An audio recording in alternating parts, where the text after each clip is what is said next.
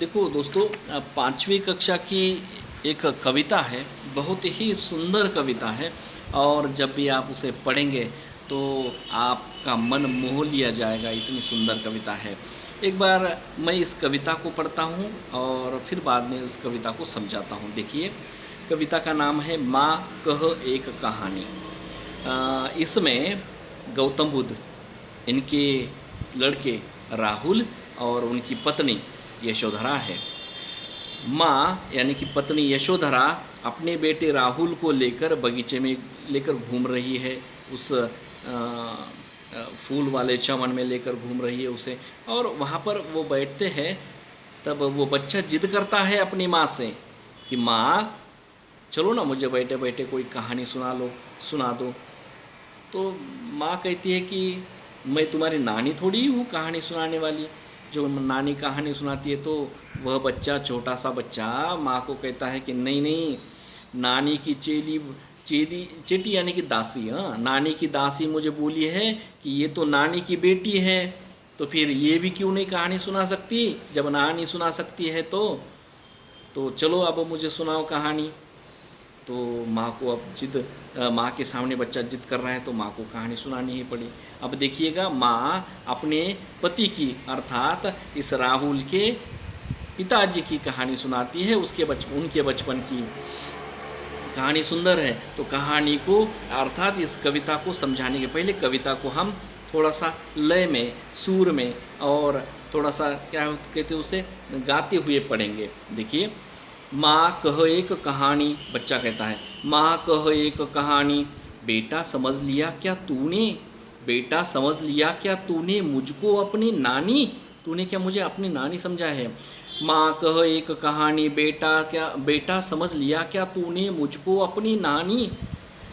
तो बेटा कहता है, कहती है मुझसे यह चेटी तू मेरी नानी की बेटी, कह माँ कह लेटी ही लेटी, राजा था या रानी, माँ कह एक कहानी। सुन उपवन में बड़े सवेरे तात भ्रमण करते थे तेरे, जहाँ सुर भी मनमानी। बच्चा कहता है, जहाँ सुर भी मनमानी, हाँ हाँ माँ यही कहानी, अब यही सुनाओ मुझे कहानी। वर्ण वर्ण के फूल खिले थे, झलमल कर हिम बिंदु झिले थे, हल्के झोंके हिले मिले थे, लहरता था पानी। बच्चा कहता है, लहरता था पानी, हाँ हाँ माँ यही कहानी, यही सुनाओ मुझे कहानी। गाते थे खग कल कल स्वर से, सहसा एक हंस ऊपर से गिरा बिद्ध होकर खग शर से, हुई पक्ष की हानि। बच्चा कहता है, हुई पक्ष की हानि, करुण भरी कहानी, यह दुख भरी कहानी है। चौंक उन्होंने उसे उठाया, नया जन्म सा उसने पाया, इतने में आखेटक आया लक्ष्य सिद्धि का मानी। बच्चा कहता है, लक्ष्य सिद्धि का मानी, कोमल कठिन कहानी, ये कोमल भी है और कठिन भी है। मांगा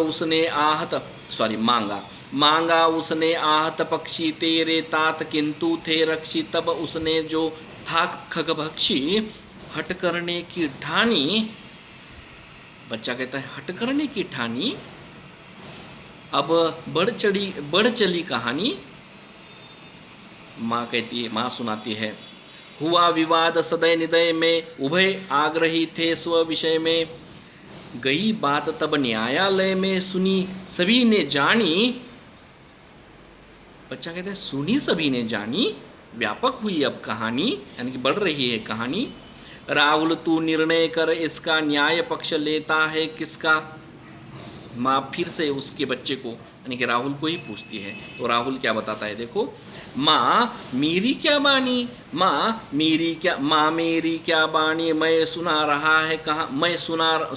रहा कहानी, कोई निरपराध को मारे तो क्यों अन्य उसे उबारे, रक्षक पर भक्षक को वारे, न्याय दया का दानी, तूने सुनी है कहानी। माँ कहती है। अब देखो, कहानी बहुत ये जो कविता के माध्यम से कहानी जो बताई है तो वो बहुत ही सुंदर है। मैथिली शरण गुप्त इस कविता के कवि है और मैथिली शरण गुप्त ने इस कविता को लिखा है। मैथिली शरण गुप्त वो एक राष्ट्रप्रेमी राष्ट्रभक्त कवि है, लेकिन वे गौतम बुद्ध पर भी उतना ही प्रेम करते थे कि गौतम बुद्ध केवल किसी एक के नहीं थे, जबकि एक महान हस्ती थे, महान आत्मा थे, जिनका एक एक विचार सुनने के लिए हजारों लोग उनके सामने बैठक किया करते थे उस समय में। और उन्होंने भारत में ही नहीं बल्कि भारत के बाहर भी उनके विचारों को फैलाया और उनके विचारों को अपनाने वाले लोगों को बुद्ध कहा जाता है। और हालांकि बुद्ध का अर्थ होता है जो बुद्धिमान होता है और तर्क संगत विचारों से रहता है, वह व्यक्ति बुद्ध होता है। तो देखिए, अब हम इस कविता को एक एक पंक्ति को लेकर समझेंगे और आगे बढ़ेंगे। बगीचे में बैठे हुए हैं माँ और बेटा राहुल, और माँ जो है तो यह यशोधरा है, यह गौतम बुद्ध की पत्नी है। और माँ बेटे जब बैठते हैं तो फिर बेटा छोटा सा है और वो हट कर रहा है अपनी माँ से कि मुझे एक कहानी सुना दो। अब बहुत सुंदर वातावरण है यहाँ पर, तो माँ अब इस हट के आगे हार जाती है और वो कहानी सुनाती है अपने ही पति की, उनके बचपन की। देखिए, अर्थात राहुल के पिताजी की, उनके बचपन की। माँ कहो एक कहानी, बेटा कहता है माँ कहो एक कहानी तो सुना दो मुझे यहाँ पे। बेटा समझ लिया क्या तूने मुझको अपनी नानी, बेटा तूने क्या मुझे अपनी नानी समझ लिया है जो कहानी सुनाया करती है तुझे हमेशा के लिए। तो बेटा बहुत चतुर है क्योंकि ये गौतम बुद्ध का पुत्र है। देखिए बेटा क्या कहता है, कहती है मुझसे यह चेटी, यानी कि वो बाजू में दासी खड़ी थी उसकी तरफ उंगली दिखाकर कहता है, कहती है मुझसे यह चेटी तू मेरी नानी की बेटी, तू तो मेरे नानी की बेटी है।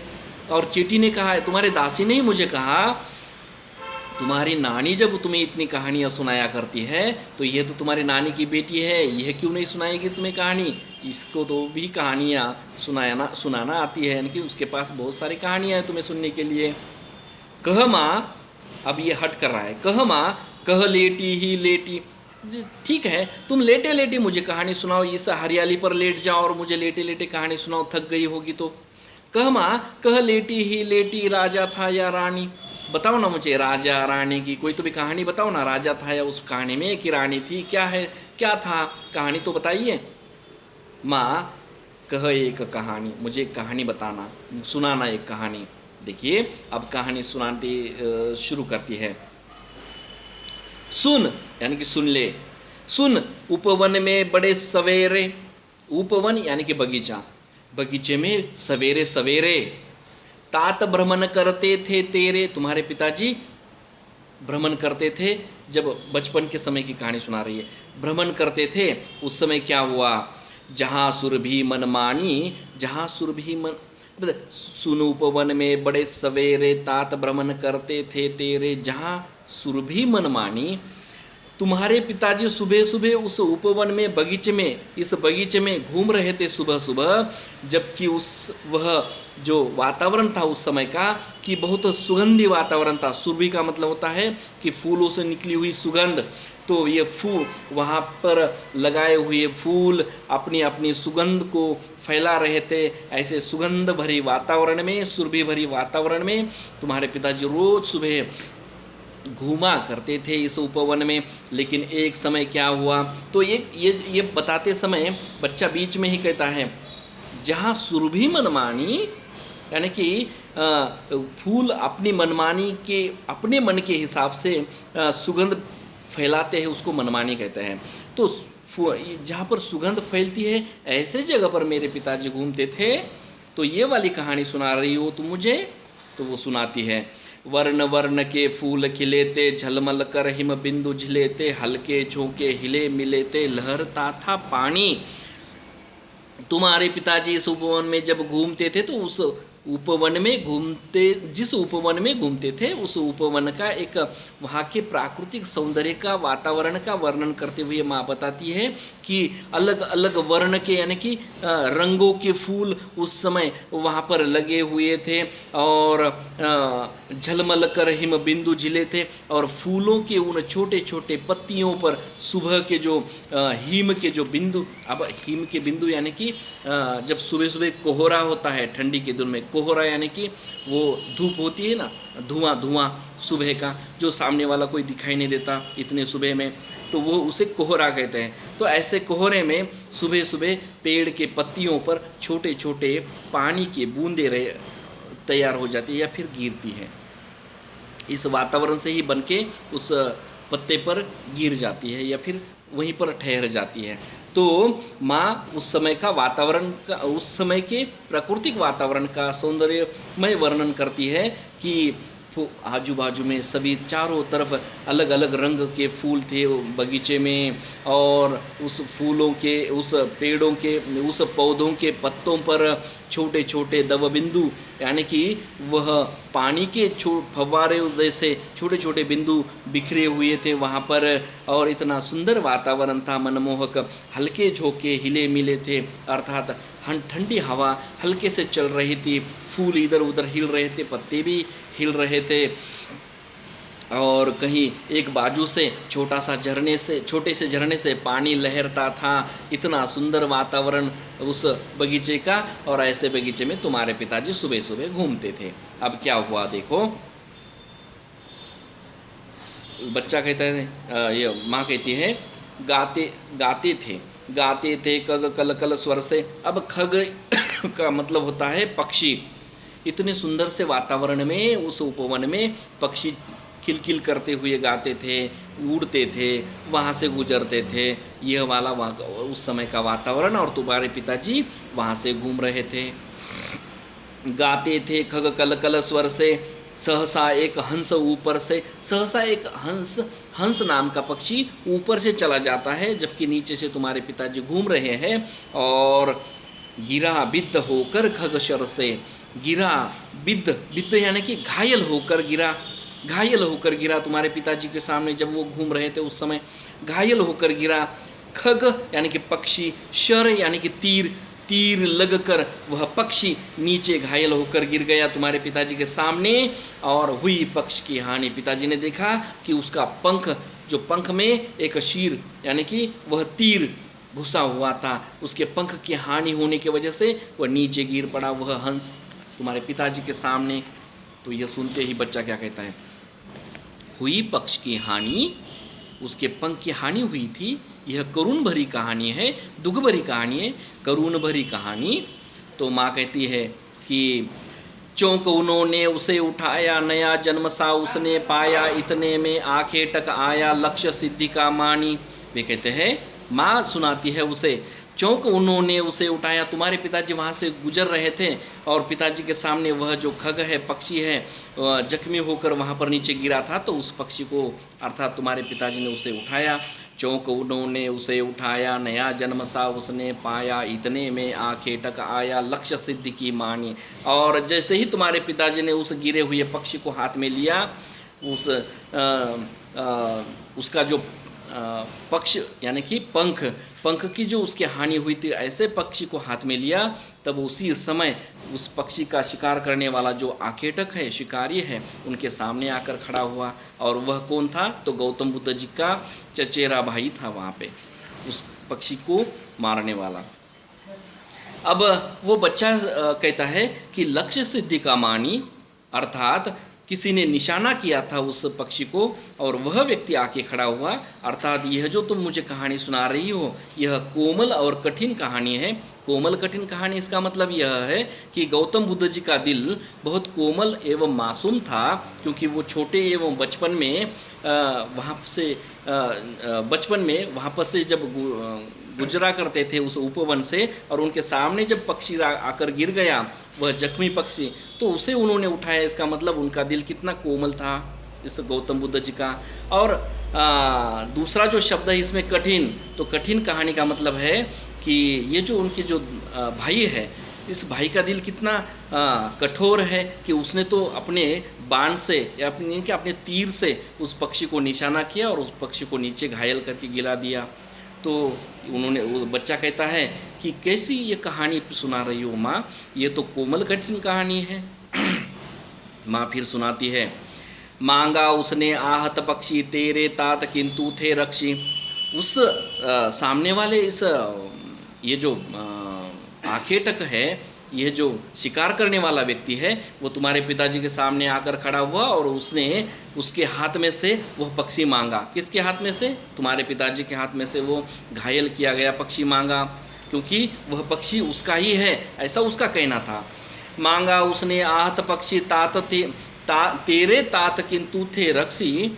तेरे तात उसका रक्षण कर रहे थे और वो सामने वाला शिकारी उनसे वह पक्षी मांगता है। तब उसने जो था खगबक्षी हट करने की ठानी। तो यह सामने वाला जो शिकारी है जिद करता है कि जब तक तू मेरा पक्षी मुझे वापस नहीं देता मैं यहाँ से जाऊँगा नहीं। वह हट कर लेता है। तो बच्चा सुनता है, तो सुनते सुनते बीच में ही बोलता है कि हट करने की ठानी, यानी कि वह जिद कर रहा था। अब बढ़ चली कहानी, क्या ये कहानी अब और भी फैल रही है? बड़ी कहानी है क्या माँ ये? तो माँ सुनाती है, हुआ विवाद सदय निर्दय में। सदय और निर्दय ये दो शब्द आए हैं। सदय का मतलब होता है कि जिसका हृदय नर्म होता है या जो भावुक होता है, ऐसा हृदय गौतम बुद्ध। और दूसरा है निर्दय, जिसमें दया नहीं होती, जो कठोर अर्थात पत्थर दिल होता है, वह है वह शिकारी। ऐसे दो शब्द उन दोनों के लिए हैं। हुआ विवाद, अब ऐसे दोनों में विवाद हुआ विवाद किस में हुआ? सरदय और निर्दय में, गौतम बुद्ध और शिकारी में विवाद हुआ विवाद सदय निर्दय में। उभय आग्रही थे स्व विषय में, अपने अपने विषय के लिए झगड़ा कर रहे थे, यानी कि अपनी तरफ से हर कोई लड़ रहा था वहाँ पर। गौतम बुद्ध कह रहे थे कि ये पक्षी घायल हुआ, इसका मतलब इसका रक्षण करना मेरा कार्य, यह पक्षी अब मेरा है। और गौतम बुद्ध जी के सामने वो जो आखेटक खड़ा था, अर्थात वह शिकार करने वाला व्यक्ति खड़ा था, तो वह कह रहा था, वह बच्चा खड़ा था, तो वह कह रहा था कि यह पक्षी मेरा है, मैंने इसकी शिकार की है, अब ये मुझे चाहिए। हुआ विवाद सदय निदय में, उभय आग्रही थे स्व विषय में, गई बात तब न्यायालय में। अब ये जो उनकी जो ये जो केस है, तो ये न्यायालय में चली जाती है। अब इस फिरियाद की, अब इसकी जो पैरवी वहाँ पे होती है, पैरवी होना यानी कि न्याय होना है ना, एक न्यायाधीश है और उनके सामने ये बात चली जाती है। अब इस मामले की पैरवी होनी है इस न्यायालय में। अब ये जो मामला है न्यायालय में चला जाता है। गई बात तब न्यायालय में, सुनी सभी ने जानी। अब सब लोगों ने जान लिया कि इन दोनों में क्या किस कारण झगड़ा हो रहा है और किस वजह से झगड़ा हो रहा है, सब लोगों ने जान लिया। तो बच्चा कहता है बीच में, सुनी सभी ने जानी, यानी कि सब लोगों ने सुन लिया इन दोनों का जो झगड़ा किस कारण हो रहा है। तो व्यापक हुई कहानी। अब ये कहानी और भी बढ़ रही है क्या माँ? तो माँ अब राहुल को बताती है, पूछती है माँ, राहुल तू निर्णय कर, इसका न्याय पक्ष लेता है किसका? अब राहुल तूने यहाँ तक कहानी तो सुनी है, अब तू ही निर्णय कर ले। जब ये न्यायालय में दोनों चले जाएंगे तो न्याय किसकी तरफ से होगा? अब राहुल क्या बताता है, देखो। राहुल कहता है, माँ मेरी क्या बानी, माँ मैं कैसे बताऊँगा, मुझे कैसे पता चलेगा कि किसकी तरफ से न्याय हुआ होगा?